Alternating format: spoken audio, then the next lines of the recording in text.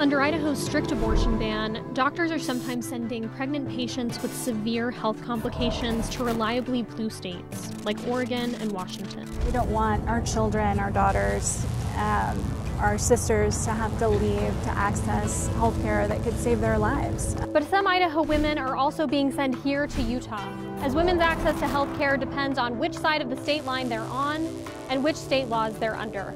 I think it's easy to, sit in the Capitol, deem what you think is right. All policies have unintended consequences. I'm Fox 13 investigative reporter Taylor Stevens.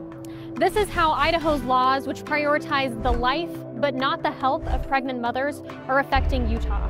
Think of the cost, think of the trauma, and think of how to get somebody, all the way to Salt Lake City from here. And what could be next for abortion access here? Everyone deserves access to emergency health care. Let our doctors do their jobs.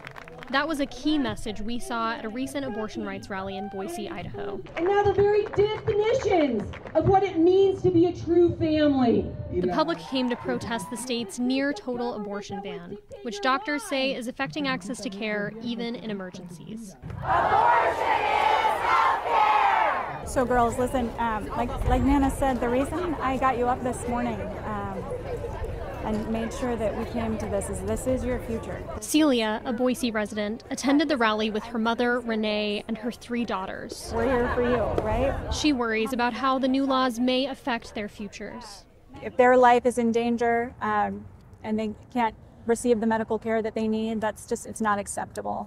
At some point you have to stand up and fight for what's right. We have some amazing speakers here today. Idaho's abortion ban took effect after the U.S. Supreme Court overturned Roe v. Wade in 2022, part of a wave of state legislation celebrated by anti-abortion groups across the country. We don't think that the law needs to be clarified at all. Including Blaine Kanzati, an Idaho lobbyist who helped push for the state's abortion ban. Idaho, like many states, has created policies that protect the preborn life while ensuring that women and mothers can get the medical care that they need. Idaho law is restrictive.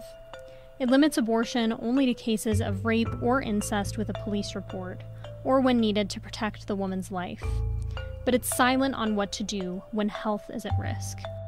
And Idaho doctors say that's led to unintended consequences. Unless that mom has proceeded all the way to the brink, there's no way to clearly say, hey, my judgment is this patient is going to eventually die if she's not treated with the definitive treatment that at times is ending the pregnancy. Stacy Seib is a fetal maternal medicine specialist in Boise. He shared instances where a pregnancy-related complication can put a woman's health at risk, including high blood pressure early on, or when a woman's water breaks preterm, before a fetus can survive outside the womb. Left untreated, he said, those conditions can lead to kidney failure, stroke, or fertility loss, even if they don't immediately lead to death. Maybe 5–10% of pregnancies have very significant complications. The Idaho State Supreme Court upheld Idaho's law last year, despite concerns among providers about their ability to legally provide emergency abortions. The court said the law does not require that a woman be on the verge of death, and that doctors can use their discretion to determine when to provide an emergency abortion. The good faith medical judgment of a doctor allows the physician the leeway that they need in order to provide life-saving care to a mom.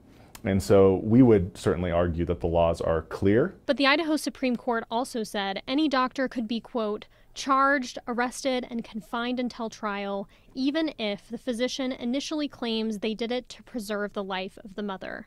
With the prospect of up to 5 years in prison, only later, at trial, would the physician be able to argue that an abortion was justified under Idaho law, the court added. It can end up in a big legal battle. And, most people didn't go into medicine to be involved with those types of things. That risk has prompted some OBGYNs to leave the state, with a February report showing Idaho lost 22% of its practicing obstetricians in the 15 months after the ban took effect. 3 hospital obstetrics programs have also closed their doors, impacting broader access to prenatal health care. It's important.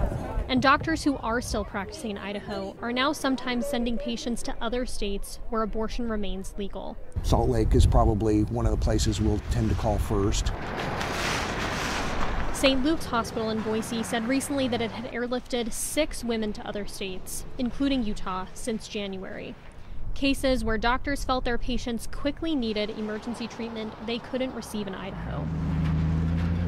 We now have a tool that's no longer in our toolbox in instances. These air transfers are both expensive and traumatic.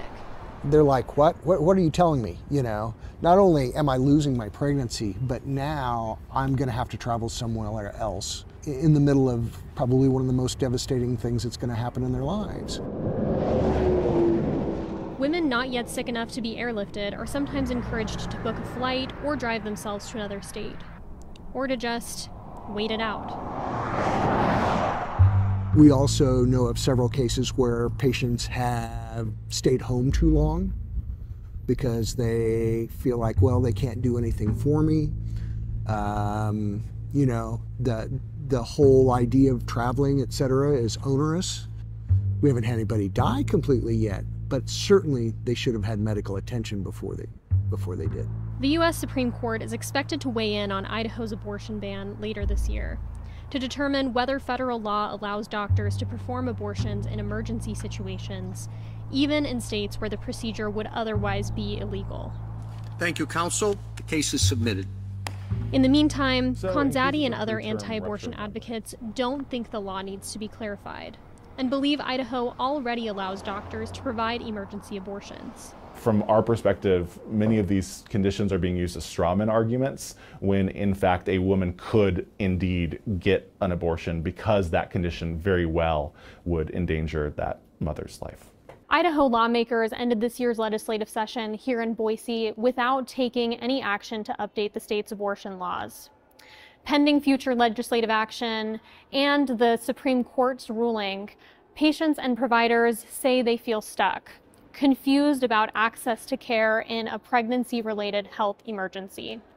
It's a situation some Utahns are worried they could be facing soon too. Having lived in a state that had a near total abortion ban, having worked in a state that did have a total abortion ban, I've seen the effects up front of what this kind of restriction can do to people. Catherine Boyd leads Planned Parenthood of Utah. She notes abortions are legal here up to 18 weeks of pregnancy, something Utah's Supreme Court could change if it allows the state's more restrictive trigger ban to go into effect.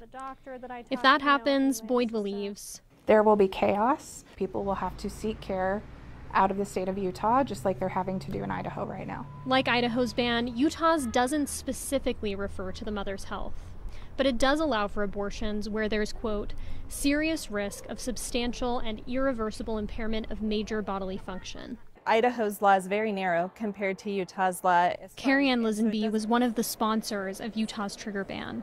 She believes the bill's language strikes the right balance between protecting life while also ensuring that Utahns who need emergency abortions don't have to travel for care.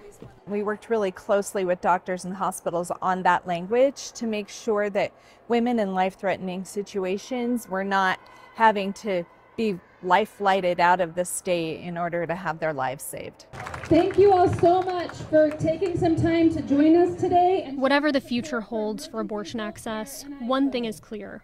As new laws in Idaho, my purpose today, Utah, and across the country weave their way through the courts, both sides are gearing up for a long fight.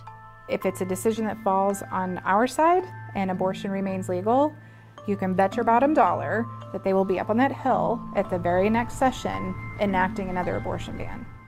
If it goes in favor of the state, you can bet your bottom dollar that we will be seeking out ways to change our Constitution. Reporting in Boise, Taylor Stevens, Fox 13 News, Utah.